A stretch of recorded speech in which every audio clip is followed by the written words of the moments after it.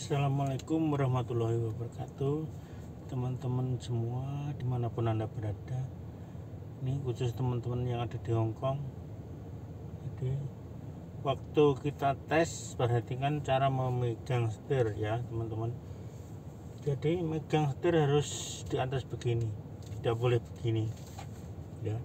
Terus cara memutar kita harus diulur begini ya. Kalau belok begini, belok begini. Jadi tidak boleh muter gini, tidak boleh gini, itu tidak boleh ya. Waktu tes saja maksudnya. Kalau waktu kerja nggak masalah. Terus di saat kita mau nyalip, kita tengok ke belakang, ke kanan, lihat spion, lihat depan, lihat belakang, lihat spion, lihat depan. Setelah kita menyalip, kita lihat kepala mobil yang kita salip. Waktu kita mau masuk ke kiri lagi, kita lihat kepalanya mobil, kita lihat spion, kita lihat mobil, kita lihat depan gitu.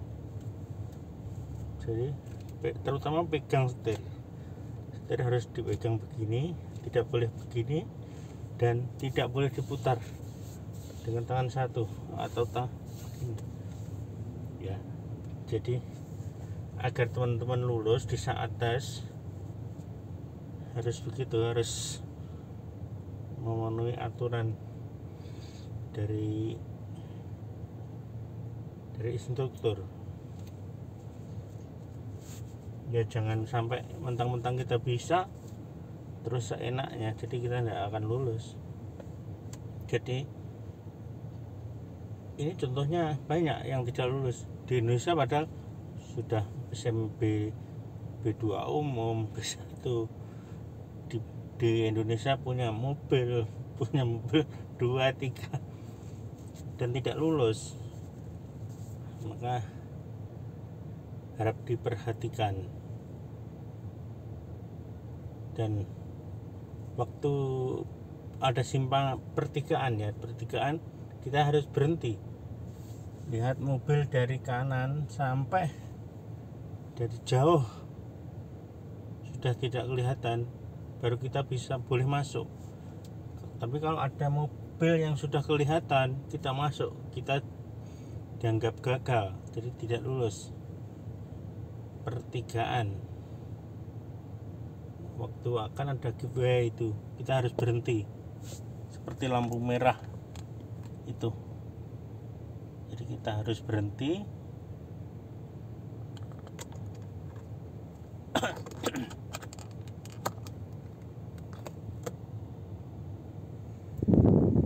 dan ini lihat posisi persneling ya. Posisi persneling ini kalau waktu lagi jalan dan di saat kita turun atau naik, ini kan bisa buat otomatis manual ya. Lihat di sini itu ditarik ke sini. Kalau mau naik atau turun diturunkan begini. Kalau nambah kecepatan dinaikkan begini ya. Dan waktu parkir harus di posisi P. Ingat, jangan sampai salah. Waktu tes memang diperlukan, kita harus tahu. Jadi teman-teman harus memperhatikan. Di saat kita les, kadang kita tidak memperhatikan. Jadi saya memberitahu ini bukan sok keminter ya, karena banyak sekali teman-teman yang tidak lulus. Dan saya tes itu 4 kali karena saya waktu sudah dapat SIM 2 kali, SIM saya ketarik karena terlalu sembrono. Saya waktu itu kan SIM masih harus menggunakan P di depan dan belakang.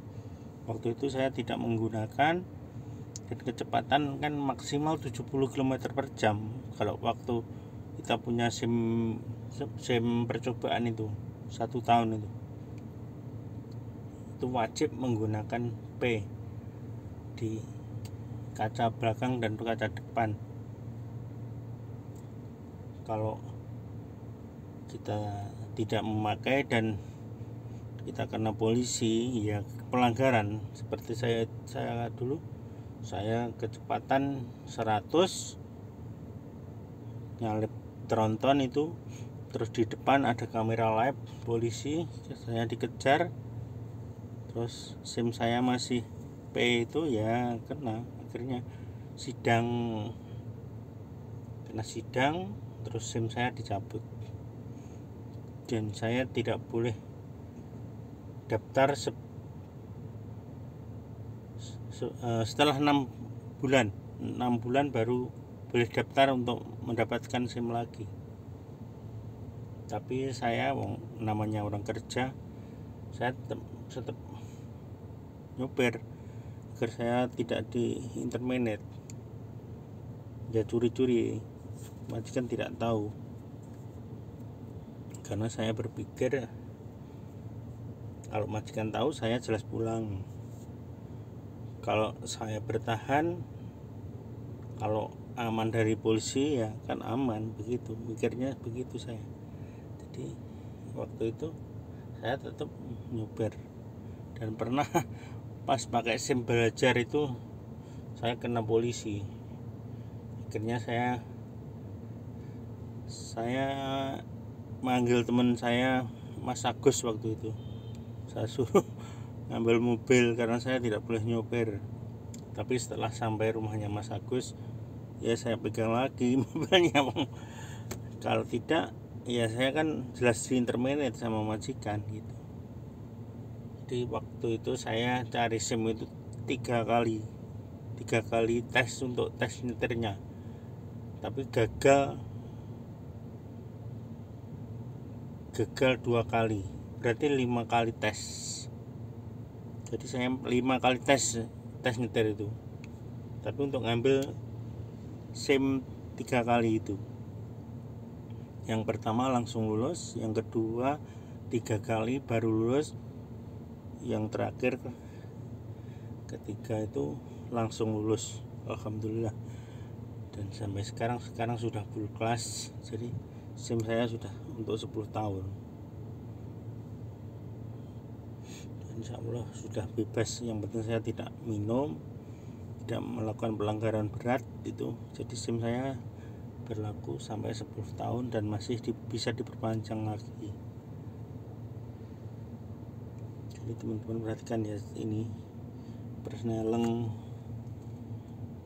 ini bisa untuk setengah otomatis ya.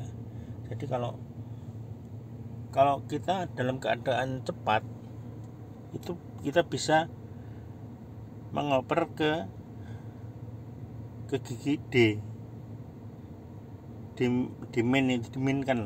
diturunkan. Jadi setengah rem mesinnya. Di waktu kita di depan ada tiba-tiba berhenti mendadak gitu, gunakan ini, insya Allah kita masih nutut untuk mengerem.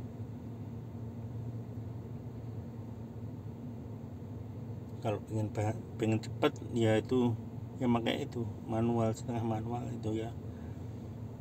Ya kadang kan teman-teman ada yang tidak tahu. Ini maksud saya untuk memberitahu yang belum begitu tahu. Kalau yang sudah profesional ya jangan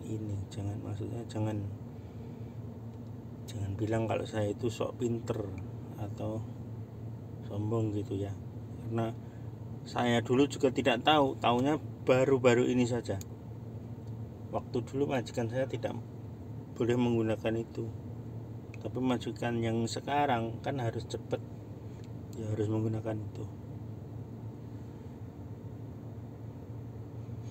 Terus itu pas ada penyeberangan yang kanan kiri ada lampu kuning bulat itu kalau di kanan atau di kiri ada orang, kita harus berhenti sampai orang itu lewat.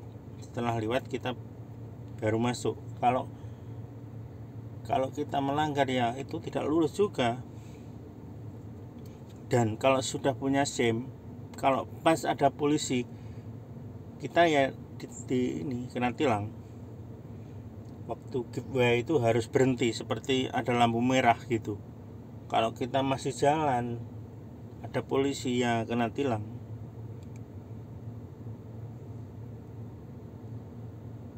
Dulu ada teman kita yang kena itu, mas siapa itu lupa aku, pernah ya ada giveaway, dia pelan-pelan dan tidak berhenti, akhirnya kena tilang.